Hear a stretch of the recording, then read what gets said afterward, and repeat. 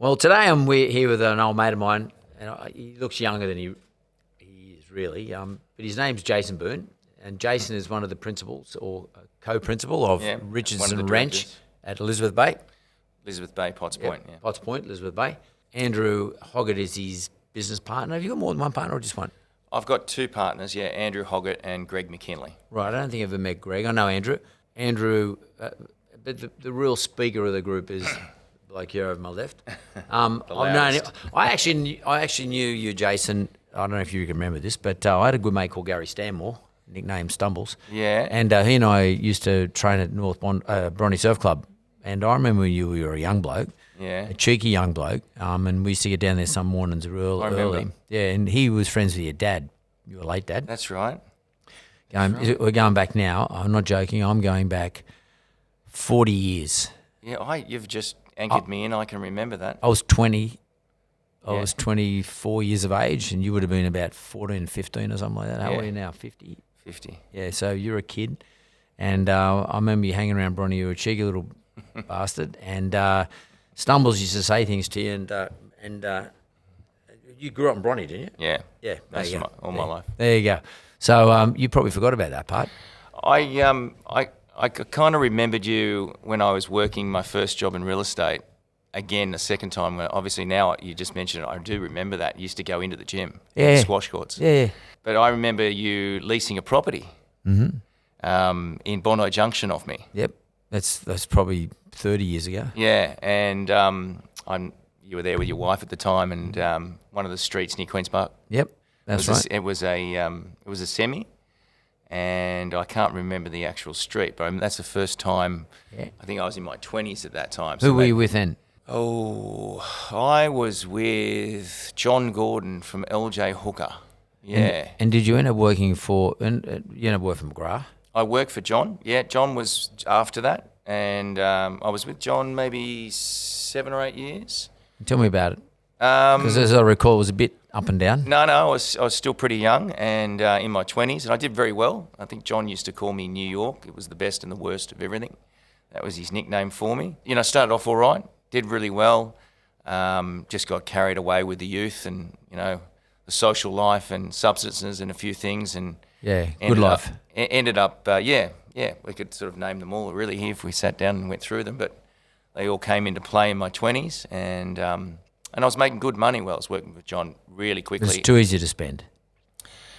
I did well young. John was helping me, obviously leading me into listings, and I started to make good money when I was in my 20s, and then just didn't have the maturity. Where was that office?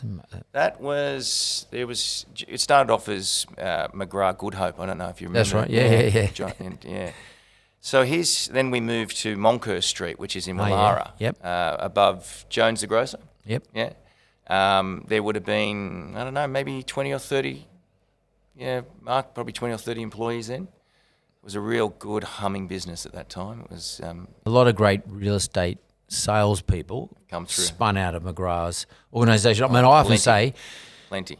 John McGrath, to me, is one of the best sales trainers that I've ever met anywhere. I learned from him. Him and a guy called John Rocker from Sydney Toyota. But John's in the car business. John Rocker's in the car business. John McGrath, when it comes to sales training of real estate people, he's not only motivational and inspirational, but he's a good, solid skills guy. Like, he's one of the best. We had great structure and systems. Yeah. And, I learnt a lot from him. I think he fired me 3 times because we were good mates, so I kept sort of playing touch football with him and getting back into the company. I did really well, and then I did really bad, to be honest, Mark. It was better. Well, to some extent, you learned something out of that. I mean, we all got demons, all of us, and I know, you and I share in a couple. Yeah. And we deal with it. And as we get older, we sort of realise how we got to deal with these things, and we get smart about it. Yeah, we learn. But I want you to take me forward then, because you're now a principal of what I consider to probably be the best real estate agent especially in Potts Point, Elizabeth Bay, which is a real specialty area, but it's upper end. But you go into Surrey Hills and Darlinghurst and other areas. Point, yeah. And Darling Point, you're correct. And you guys sort of broadening your base. Yeah. And largely probably, I would consider you at be a really good litmus test at the upper end of town, Yeah, particularly in thanks, Sydney. And we'll talk about that in a minute. But how'd you end up getting into Richard and Wrench? I mean, how'd you become a partner of a place like this? I mean, what's the career path look like? To be straight up, no one else had given me a job after sort of John, and I went away, sorted myself out, and Andrew and I went to school together. So we'd been at school together right from the age of 6 or 7 at Waverley College, and I just approached him and said to him, look, you know my history, you know what's happened, I've got some skills, I need a job. It was a small company. We probably had about 5 there at the time. Andrew and Greg were the 2 directors.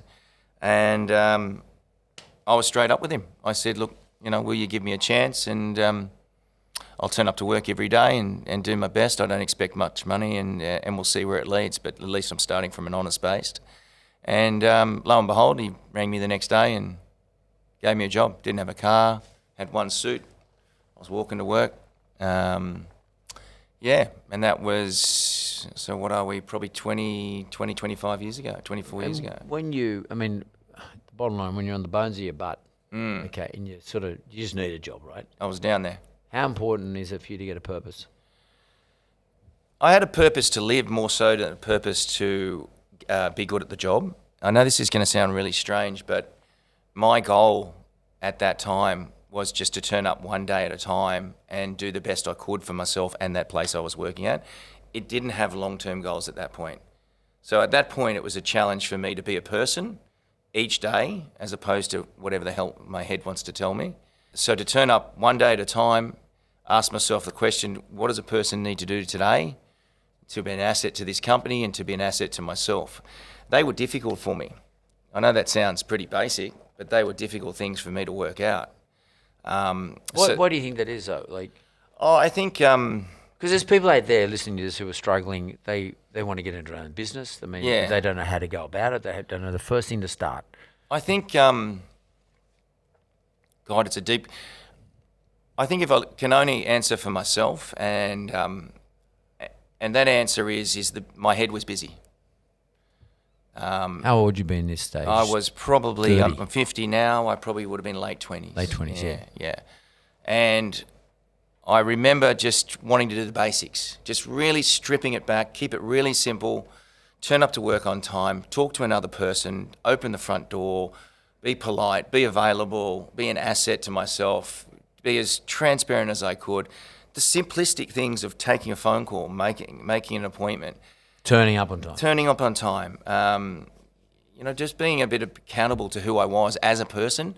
Whereas Jason Boone, I know this may get a bit technical, but Jason Boone had a lot of other shit going on.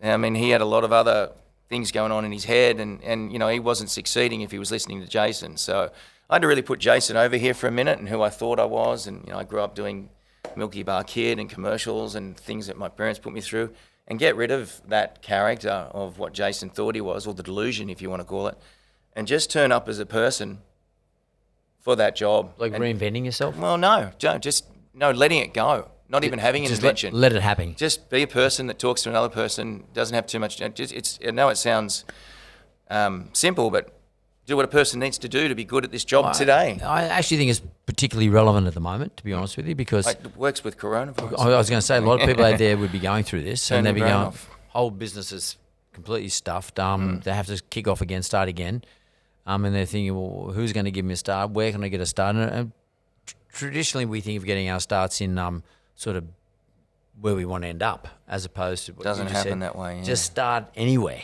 Yeah, just go for the walk. Doesn't have to be a perfect walk. Yeah. And because unfortunately, out of COVID, dash Corona, there's going to be a lot of this, and to some extent, this is a timely and a good time to talk about where you started. We don't need to get into the detail of why you needed to start. Things were happening in your life that was it. Your mum or your dad sort of set down, this is what you should do, or did you work it out? No, I had to do most of that myself. Yeah, through failure and through, inside, I think. And obviously I, spoke to lots of other people. I'm a bit of a sponge, and I really don't have a problem, as you know, having a chat and asking for advice of people that I admire or people I can see So I just went to others. I had lots of other demigods and lots of other, sort of great Mentors. experiences. Yeah, I had plenty along the way, Mark, and none of it really seeped in until I'm ready. Until I'm ready to be, who I should be as a person. Yeah, that's interesting. And then all of those things along the way, they just seemed to real click. Yeah. Well, it's sort of put you in a great position now because would you be the biggest salesperson up in Elizabeth Bay, Potts Point? Oh, look, yeah, I'm up there. I do, yeah. I dominate, about 80% of the market share, above 2 million for the last 15 years. That's called domination, 80%. Yeah. I'll go with that. But is it interesting to see it must be interesting for you to reflect back on 20 odd years ago. It is. As to where work you out are. how it happened. And thank God Andrew, you knew Andrew, and Andrew you're lucky, he was a sort of guy that would give you a chance. Andrew's like our Forrest Gump. I learnt so much off him, even though he's not the salesperson and the flashy thing. He was the basic, he took the ball up for me. Yeah. And I learnt from him through family life, the way he conducted himself. Well, what did you learn? He's like a mentor to you. So what did you... He's younger than me. He's younger than you, but he is a mentor in some respects. Definitely. So what are some of the lessons you learned from him? So I was up and down like a yo-yo as a character, whereas Andrew was very consistent. He would go and study and do a land economics course, become a very young director in early 20s, just be a property manager, not seek. He was a very different character to me. And so I needed to develop that side of understanding with life, whereas I wanted, like you said, to start a job where it should finish. Yeah. You're in a hurry. Yeah, I wanted the bells and whistles on my bike. I wasn't happy to have a training wheels on my bike. Andrew, I learned through the way he was with his brother, the way he was with his partner, which was Greg, the way he was with staff, the way he was with his family.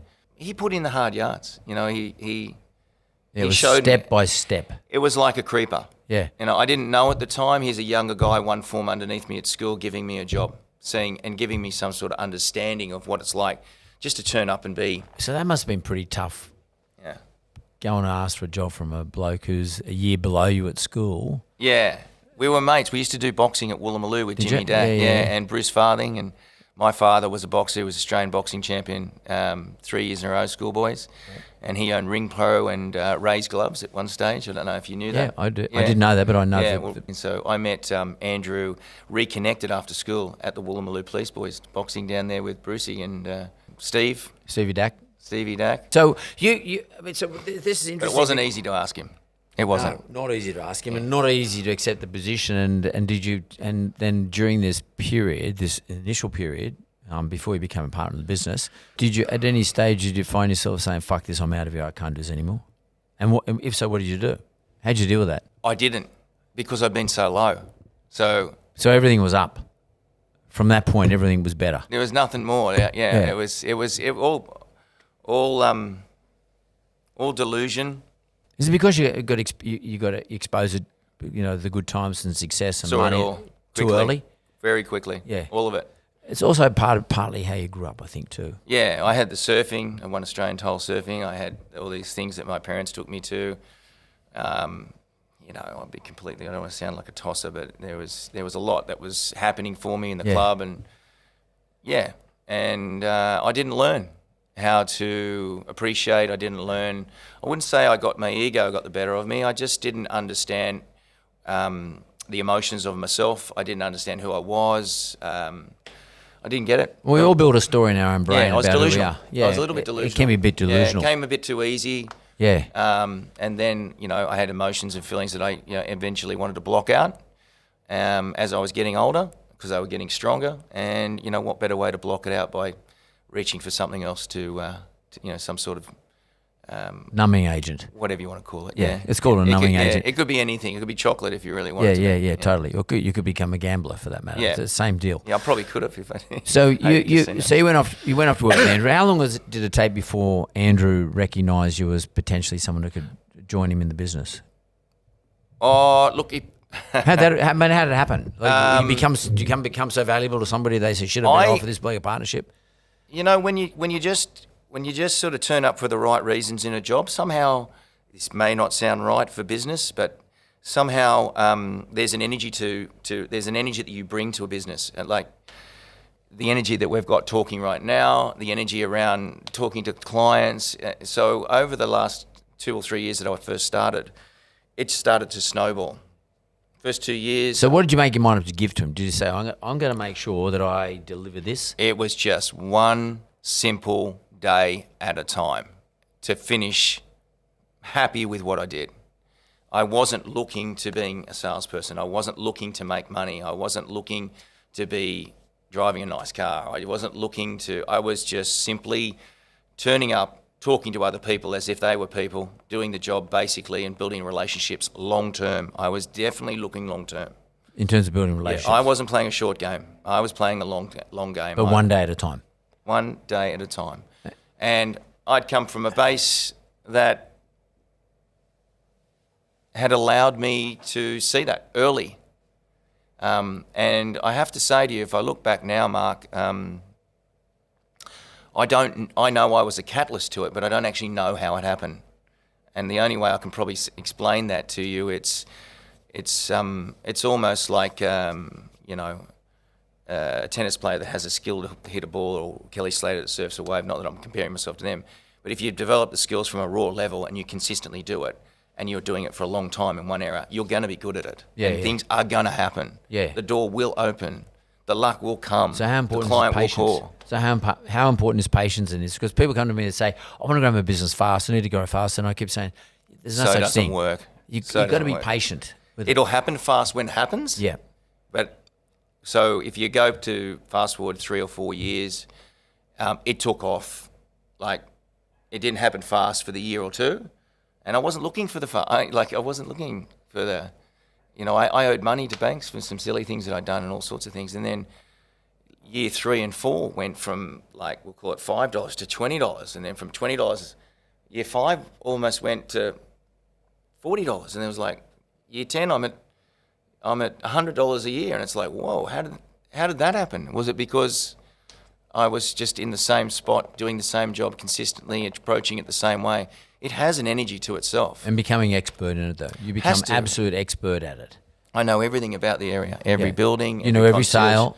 every size, every rate per square metre. If I walked in and said, listen, I've got this property for sale, and I can do it over the phone. But you'd be able to say, well, Mark, the place next door sold for this, the one down the road sold for that, and that was 15 square metres, so many $1,000 a square metre. Yeah. So you have expert knowledge on everything. So the question what you just explained then was one of the things that people realised after 5 years that I would do over a telephone.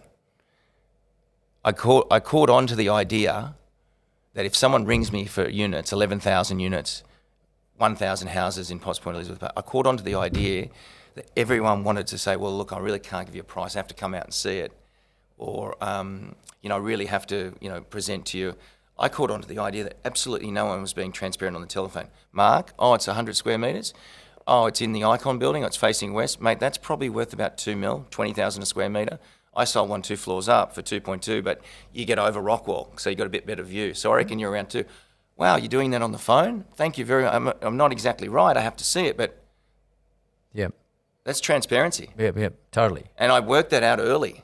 And so then I started to get people we all know calling me and wanting a quick answer or wanting some honesty. How did you get the information, the data? Right? How'd you get the data? How'd you get the information about that? I mean, you may well have sold a property. So I got a lot of strata plans of the major buildings, and I researched their sizes, and I got their prices. Right. Not too good with reading or writing, but I can memorise. Yeah. So I did all that with the major buildings, and then I was able to get away with just maybe 15 buildings in the area, and then I could cross-ventilate to other. Yeah, you could use one building as a proxy for another building. I used to have a great question. If a buyer would ring up and say, I want to buy in Potts Point, I have 3 key ones. It'd be, is it older style or is it modern? We prefer sort of the modern one. Well, I've cut out half the suburb. Do you prefer which way you face? I don't like south, maybe east or west. But I say, okay, that's fine. And I ask them, is there a certain size that you need? Well, we really like 150 square metres. So I've asked 3 questions. I can now go to 4 buildings right now in Potts Point and say, well, these are the 4 buildings that you need to look at. Instead of them spending 3 months looking around. Yeah, so and you kept the data in your head, pretty much. Well, I knew the area. Yeah. I knew the product. Yeah. I knew how to cut down on people's time wasting. And when you've got a buyer who wants to spend a lot of money, you can then ring them and say, look, John, if you spend some time with me, an hour and a half, I can get you into 4 or 5 buildings at that price point. And by the time you're done, you'll get a very good understanding of what price or what amount buys you what, Yeah. instead of spending 5 weekends. Yeah, that's a good way of selling to them without selling anything to them. You know, like you're basically saying you make your mind up, but I'm going to give you access. Soft selling. Oh, yeah, it's access. Yeah. The access which he otherwise couldn't get. And by that time, I have a relationship with John, Yeah. which is And even if he relationship. doesn't like any of them, he'll come back to you because you. Oh yeah, or he'll ring me and go, "Oh, can you speak to Fran? She owns a unit up there. You just took an hour and a half out." Yeah. Like, Yeah. by the other way, while we're walking around the suburbs in the streets, have a guess who's looking at me while I'm doing it? Locals, owners, concierges, people who are going to say he's always walking around with buyers. Yeah. Do you actually go and work the solicitors over and I mean? Not anymore. No. Did No. you used to do that? I mean, did you actually think to yourself, where are the buyers coming from? I worked out that I didn't want a cold call, and I didn't want to chase business as much as what everyone else was saying that they had to in real estate. I actually egotistically wanted people to be attracted to using me. I know that sounds strange, but I wanted people to want to call me, and through attraction, either by buyers or owners. Referrers. Yeah, Refer- I did. And how? And I've often wanted You to can know ask me how I did that. Yeah, well, no. But I do want to. And people ask these sort of questions. But how important is the big name franchise ahead of you, like No, it's Riches not. and Wrench, It's not. Potts Point, Elizabeth Bay? Does that attract attention? I mean, if it was called Hoggett and Boone or No, Boone and Hoggett, wouldn't matter now. now wouldn't it? But at any stage, has it been important? Look, when I was younger at McGrath's, it was very important because I was getting the listings through John and through McGrath, but I didn't appreciate it. And at the end of the day, if you're listing with a big company, you're actually listing with the individual that the big company gives you, so you can get a bad one. Yep. Today, So if somebody's a young person Yeah. is looking to buy a franchise, yeah, would you say to them, "Well, go and buy a franchise from one of the big 100%. It works. It does work. Like, you still get benefits of being a part of a group. You get some training. You get a leg in to start with. I totally agree with that. Yeah. Yeah. But when it gets to the level that I've gotten myself over, day to day? not so much. Yeah, and I ring a guy called Rogan Yates when I Yeah, want people. I don't ring Rose. Yellow Brick Road and ask for it. I go correct. straight. No, he goes straight to Grogan. Yeah, who, by the way, works Yellow Brick Road. Who He's works got for a you. he's got a Yellow Brick Road franchise. Which is why I ring. So, and I want to get in a little bit deeper now into your territory. You know, we've just gone through a pretty tough period. Like in 2019, was it 9? Yeah, house price 18, 19 house prices, apartment prices 70. on average went down. Yeah. On average across Interest Australia. rates. And then interest rates have fallen a hell of a lot. Yeah. How does it affect? Because we keep hearing stories about the top end of the market, and you know, that's the end of the market you deal in. You know, we're talking like 2+, Yep. 3+, Yep. for apartments for that matter. Yeah. That's true. Yeah. What's going on in that part of the market in Sydney, for argument, in Sydney and in your particular area? And your particular area is probably the best proxy. I would have thought that and Mossman are the best proxies right Mossman's now. fantastic too. Right Yeah, now yeah. for the top end. Is it being affected? No, it's not. It's If Have you got less stock for sale? No, I'm busier than ever. Okay, so I'm more busier than ever, and let's- I've sold 11 properties in 34 days.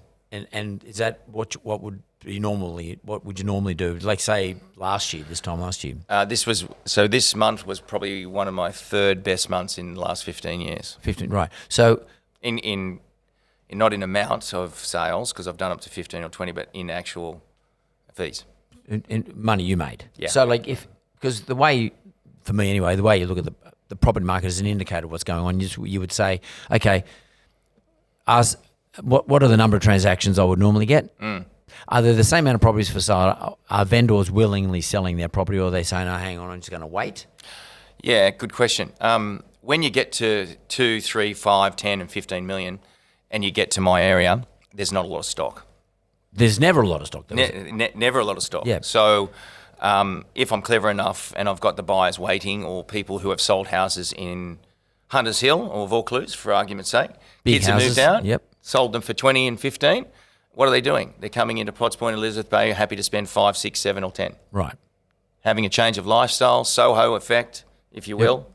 Travel a bit, but that's obviously off the cards. But just have a more simplified, put some money in the pocket. Yep. So I'm benefiting in that area from sales where people are coming down to me or cross to me, not borrowing as much, putting money in their pockets, changing their lifestyle.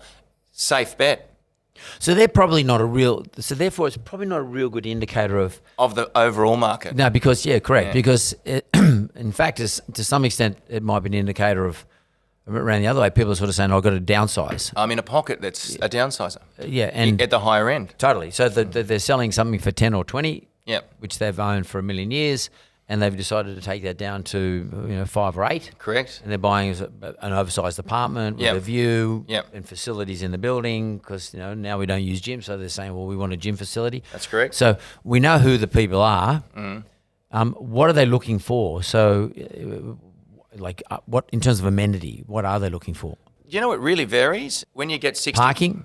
Yeah, see, this is the funny thing. So when you start to get 60 plus, we'll call it age-wise, and the kids are gone and what have you, they're wanting, in some cases, simplicity, ease, and views. Security, parking, and views. And they're really interested in being closer to Macleay Street or closer to the shops or closer to Restaurants. all that sort of thing. So they're wanting a lifestyle that's easy and they can travel and go. Yeah. But then you get the client where it might have been a divorcee and she's just left Vaucluse in a really beautiful Art Deco house. She hasn't got a car, got a dog, and she wants older style with high ceilings. So she'll go towards Kingsclere and be happy just to get Ubers there. So it's becoming a very diverse style of living up there because it does offer everything. But most of the time, I've even got people in the area sitting around in a particular block waiting for one to come up in the other block. So I've got them in my bank right now. If one of the older style apartments comes up that's got high ceilings and she's in a 2-bedroom that she bought and she's been up there for a while, I play chess and move them around. Well, just send her, that one that you've been waiting for is available. So So that's also cross-selling in the area. So you obviously know, you're sort of moving people around the place like a bit of a chessboard. But I guess what you're saying to me though is the upper end of the market in Sydney, at least, when it comes to In front of me, it is fine. Potts Point, Elizabeth Bay, and Mossman and those areas, they're not really a great indicator of the property market at large. I would have to agree with that right now. If Yeah. I was now, to, right? I'm talking about now. Yeah. Yeah, but if I was to talk to you about $1-2 million apartments or $1.5 million apartments or houses or anything like that, I'd have to tell you that they're being quite hard to sell at the moment, and Right. they've adjusted by 10 to 15%. So can we just talk about that? So let's say we're talking about $1 million house, $1 million apartment. If I gave you $500,000, what I'd run. would you do? What would you invest in terms of residential apartments? Residential. I'd probably, if you gave me $1 million, I'd say I'd go to a modern building in Potts Point, Elizabeth Bay, that's well run and that's always leasable, and I'd put it in something like that. $500,000 though doesn't get you much. Won't get you in there. No. Yeah. About anywhere from 800 plus. Yeah. Well, what would you? All right, 800,000. So if you borrowed 500, you put 300, you can borrow 500. Yeah. 800,000 get you a reasonable start. With one bedrooms without parking go between say 600 to 800. And what sort of yield do you get on those? I mean, what rental? It's still not amazing, Mark. It's still like 2%, 3, 3. 3.5. So if I buy something for 800,000, I might. There's no more 4s or 5s. I might get $650 a week rent or something. Yeah, Yeah. It's No parking. No parking with that. No. No. It'd be a pretty small apartment, I'd imagine. It's about probably 50 square metres. So, but what are the sort of yields people are getting in terms of capital gain? I mean, because you can't build a new Potts Point. I don't even know how to explain the capital gains in Potts Point. Everyone just keeps ringing me back and wanting more each time, and I keep getting it. So, but it's going to end. It's got to stop. But why? There's no more Potts Point. It's like Paddington. It's a little bit like that. It's supply. There's a market and there's supply and demand. If I listened, I don't want to sound over the top, but if I'd listened to the chatter for the last 2 months and not just open the door and take the phone call and realise that there's a supply and demand market as well as a global, local Sydney market, that's fine. That's all there. But if I can simplify what I do, and there is a supply and a demand market, no matter what the market's like, I can just do that job to see if the supply and demand match up. Yeah. Does that Yeah, no, that makes sense. So in other words, Do you know what I mean? I don't want to sound like I'm some sort of... No, that makes sense because, like, if particularly in relation to Potts Point, always supply and demand is going to govern. Especially where supply is underdone. There's there's not much new supply. So I sold something in Darling Point a couple of weeks ago, over $12 million. And this particular type of house is hard to find. Now, that sort of sale is not governed by interest rates being 70%, GFC or coronavirus. So if you're available and open to sort of opening doors and doing things and talking to people and having relationships or doing push-ups until you're ready to train, you will do those deals. Yeah. You will run that business and, like... It's we didn't put anyone off, by the way. We have 50 staff. You've got 50 staff up there, RW. Well, we've now got 2,000 real estate management. We manage properties. Property management, yeah. And there's 30 or 35 of those are.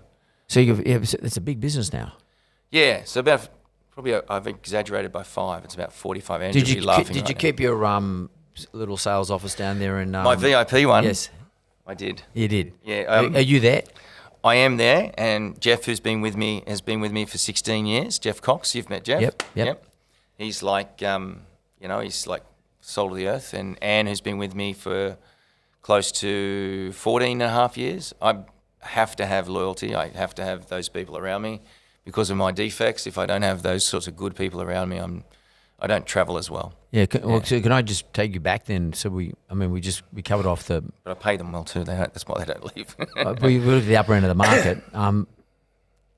Just to take you back a step now, I think one of the things I'm getting out of all this, Jason, is in terms of yourself, it's stability around you is really important. So major. How important is your wife and family? Oh, mate. To you? Oh, you'll get me going here. Yeah, that's changed me completely. Completely. Again, same thing. If I look at Melinda and I look at Jeff and I look at Andrew, and I think you've met all three of them, they're all very similar. They're all a similar character, and they're things that I'm attracted to because I didn't get that sort of type of way of acting straight up. Yep. I didn't get that type of way of living straight up. So I've become attracted to them, which I wouldn't have been in my younger years. Yeah. But the stability that my wife, Andrew, Jeff, Anne Humphreys, who works for me for 15 years, is like, I can't breathe without her. You know? What's important is you recognise that. Mate, I can't. Yeah, I got shortfalls, and to have them around, the measure of you want to see what sort of person you are. You just need to look around at what sort of people are around you. Well, Jack Gibson used to always say, play to your strengths and practice to your weaknesses. Yeah.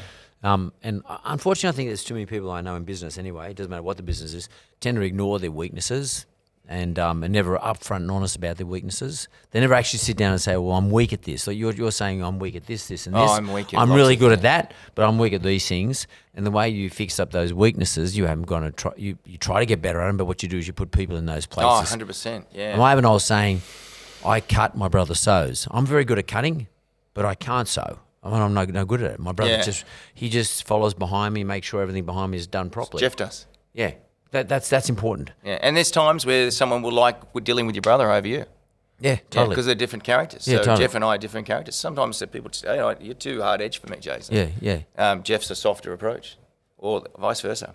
It's 100%. And does everything to do with the computer. But you're not a hard-nosed salesperson. You don't. I can get into a focus. Not too bad. Like you don't put it on them, do you? I'm transparent. Will you ring me up and say, listen, mate, if you don't fucking hurry up and take this deal, No. I've got another buyer. No, I'm not a. You want to hustle me? I'm not a hustle seller. Yeah. Yeah. I'm not a hustle seller. It's You just tell them honest. Well, as honest as you can be, you know what I mean. Let's face it. There are areas of business where you just don't have to answer, but you don't have to lie. Yeah. And you can't answer because you're acting for someone. But let's say you got two buyers. I'm one of them, and you got another buyer there, and Yeah. the other buyer's offering the same price as me, but I'm umming and ahhing. What do you do? Like, It depends on the situation. So if you were my vendor and say Lachlan and Matt wanted to buy your place, okay, and I knew you pretty well, and you weren't that greedy a guy, and you knew that if you got to $10, that's a pretty damn good price. You might be able to get $10.50 if you had a bit of a bastard agent that was going to play them off. But I'd probably give you a call and say, Mark, you know what? Under the normal circumstances, this is a 9. We've got a 10 out of these two. Would you mind if I didn't play them off together? And I just went back and said, the first one that can bring me in on a contract will do the deal. So I've set out the boundary, and I can then now win Matt and Lachlan. I've won you. I didn't have to be greedy. And you might say, Jace, really appreciate that. You know, I didn't really need the 50 cents. I'd just rather get the deal done, go back to both of them, say the first one in. Yeah. So you're giving me the option. Yeah, so I do. I have some very clever buyers, really clever buyers that will ring me and say, and I find this very interesting because they're going at me for the deal and they want the property. They do not want to lose it. But they're telling me that if I give you what you want, Jason, knowing that there's other interests, are you going to shop me around? Now, what do you say to that? it will depend on who I'm dealing with on the other side of the fence. You mean the vendor? That's right. So, I mean... So then I take it off myself because I don't want to lose the relationship with the 5 buyers I've got. So you've got to play... Because you're sort of in between it. Like, yeah, I mean, I can go back to all 5 and go play Dutch auction, the whole thing, if you want to. But you got to play, if you've got a vendor that will do that, then you let it run to auction, or you tell everyone that, you know, no matter what happens here, it's going to get into a Dutch auction. So put your best foot forward and make it by Friday, and the highest offer will buy it. Yeah. Keep it that way. So you got to play what sort of defense is in front of you, you know? Cut out pass, grubber, chip. Yeah. You know, depending on what team you're playing, you've got to read that and try to get it done where everyone's happy, you know? It doesn't have to be just about the money. I've got to ask you this. I mean, I'm getting wound up here by the production team, but what I want to know is, Jason's a mad Rooster supporter, as am I. He was born and bred in the east suburbs. As well. Did he? Yeah, he played second grade and 2 games in first grade with Ronku. Is Victor Radley any good as a tradesman? Because I know that Victor Radley helped you out with something during this. He was a gentleman. He was a gentleman. He came and did a really good job. Built a deck out the back of my, needed some work. And he's a chippy. Mate, he was a champion. He was there. Talked to my son, kicked the footy with him, built a deck, polite to my wife. Did take his shirt off a few times, which was a difficult thing. My wife fell in the pool. Looking at him with his shirt off. I've never seen my wife clean the pool before. All of a sudden, she's in the backyard, cleaned the pool. She fell in. I swear to God, this is on my son's heart. She fell in. Victor was at his shirt off, but no, he was a very good chippy. Why were the players there? Like, which players did you have, and why did they come? Victor reached out to me once they all reduced their jobs and what have you, and just said he was starting up a maintenance company. And mate, I needed a deck out the back. The grass was no good, and I gave him a call and said, mate, there's some work here if you need it. And he brought Luke Keary, and Tedesco turned up, and the boys, he didn't try and hit me up. I ended up giving him extra money. And by the way, that week that they were there, my son was happy, my wife was happy. I got to get to know the players. We talked football. The deck was built. That's helped the community. It was just a really good week when we were all locked down. Before we were locked down. Gentlemen and the well-behaved. Oh, he was a gentleman. Most people don't give these guys the proper rap they deserve. But I know those 3 boys, and they were fantastic. Absolutely well-mannered, polite, well brought up kids. And apart from being great footballers, but after last Friday, mate, he'll be playing for Australia. Last Friday was unbelievable against the Bunnies. Who? The Bunnies. Well, mate, Jason Boone, Bernie, thanks very much. Thanks mate. for That was having me, fantastic, mate. Appreciate it. Thanks very much.